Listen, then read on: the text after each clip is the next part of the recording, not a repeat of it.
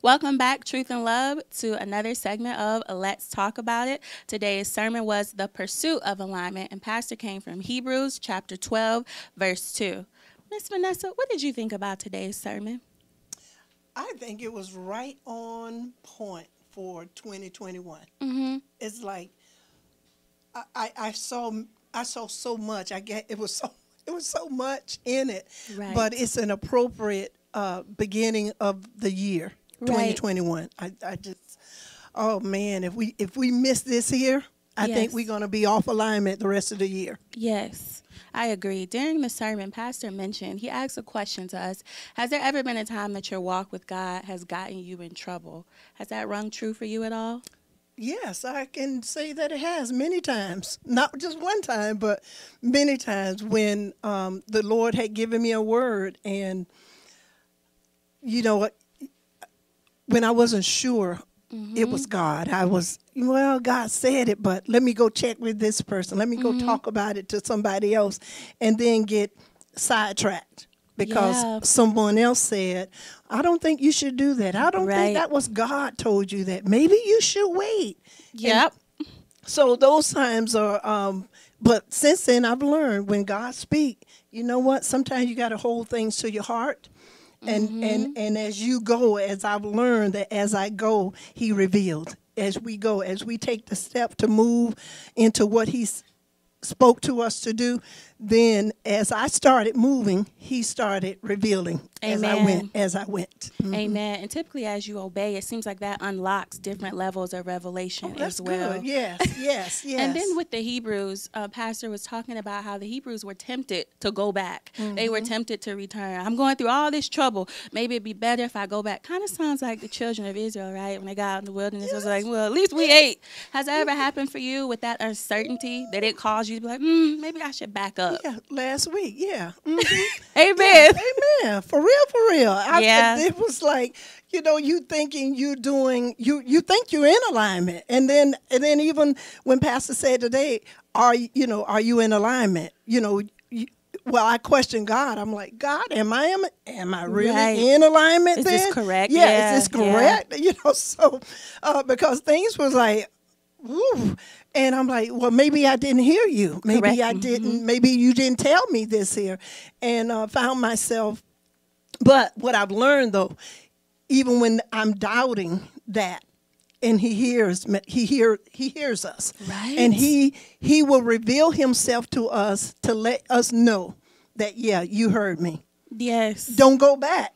Before I went back, I was, all that stuff was going in my mind. I was like, okay, God, I don't know if this was you or what.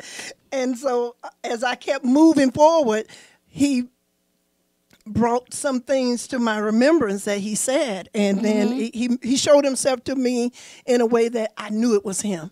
Yes. That I knew if I hadn't took that step, I wouldn't have met Him at the next stop. Because He Yes. was at the next stop. But if I had gone back, I would have missed the next stop. So Right. yes, He will reveal Himself to us to let us know that, yeah, you heard me right. Yes. You heard me. Now we try to get everybody else. We got to stop trying to get everybody else On to get board on with what He said. on that bandwagon. Y'all, come on, God told me this, and they be like, They're looking at you like, Yeah. like you real crazy for real, for real. So, but yes, No, it was like, God said, build a boat. Rain's coming. Flood coming. I was like, huh? What? So we got to keep it in our heart. I agree with what you're saying. But I got to get to these weapons of mass distraction. I had to bring my list, y'all. So number one, he had the promise of tomorrow, the pursuit of perfection, the regret of yesterday. Boys to men, I'm gonna leave that alone. The accumulation of possessions, the desire for wealth, the need for notoriety, the pull of comparison, the appeal of pleasure, and the presence of indifference. I'm gonna be transparent. I would say that number two has gotten me.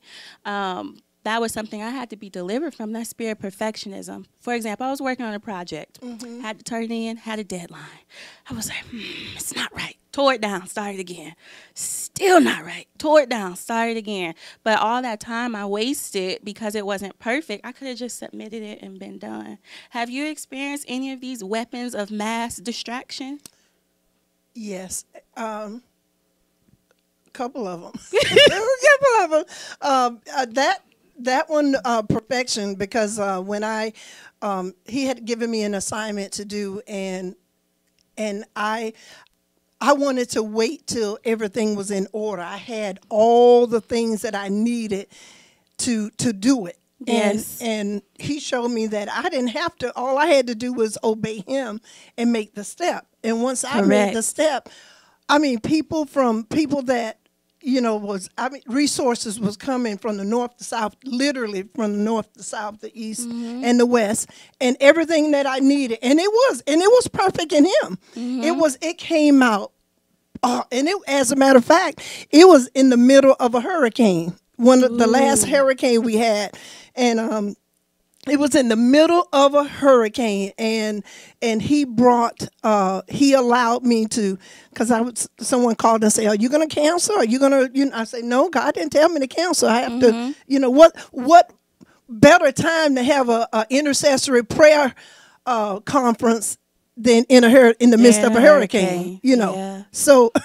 So it came to pass that God poured his oil on it because of the obedience. And obedience, I'm learning, obedience can go a long ways with God. Yes. And so now I'm learning, just do it. Just step on out. You may not have all of the resources. You may not have all of the questions answered, but as you make the step, make the vision plain, and then you start moving. Then he just steps in, and people come and say, "Oh, I want to help you do that. I'm gonna sow into that. By the time it was said and done, out of pocket, I came out of hardly anything. Because the Lord did it. I think we forget often that the one who started the work, he's faithful to finish it, to see it through. We don't have to have all the answers.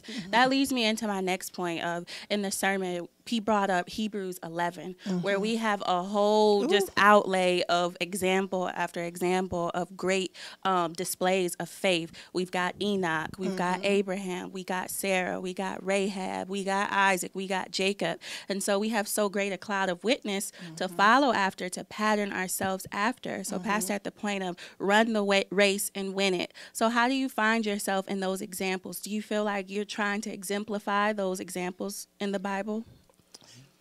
Yes, I do. I've seen. I can look back and see where I was and where I'm at now, and yes, I could see where I've laid aside some things that could have hindered me, and not allow me to be in the places that I've been because of my. Allowing God to be God, being an imitator of Christ. And sometimes being an imitator of Christ is not popular. And people don't want to say, well, I'm not there yet. And I get opportunities to mentor and minister to women, and they'll say, well, I'm not there where you are. I'm not there yet. But my thing is now is, if we're talking about it, that means it's time for a change. Yes. If you're saying, if that's your cop out for not maturing, that's your cop out for not saying, you know what, it's time for me to change this way that I've been. Well, you're there, I'm not there. But if we're talking about it, if there's an open door right there, God is saying, now is the time. Now is the time. And I chose, and it's a choice. All of this is about choosing. Okay, you know what? I want to change. I don't want to be in that same place I was in last year, or yesterday, or whenever. I want to not be angry. I don't want to be angry. I don't want to be envious. I don't want to be jealous. I don't want to be covered after I don't want to be comparing myself to, all of the, we'll say the good stuff about ourselves, but what about the negative things that, then I have to look inside of myself and see where I'm at. That's what the word does, make us see ourselves. So yes, I can see times where I was and where I'm at. It's a whole different person. Sometimes I think maybe I'm too, I don't want to say passive, but not passive, but I try to be a peacemaker. I've learned how to be a peacemaker. Because we are people, we just cannot afford to get distracted in this season and any season. So that brings me to my closing point of run the race, run it with endurance, and run to win. We have a master of alignment. Let's follow after his example, and let's win this race. Thank you, Truth and Love, for rocking with us on another segment of Let's Talk About It. We'll see you next time. See you next time.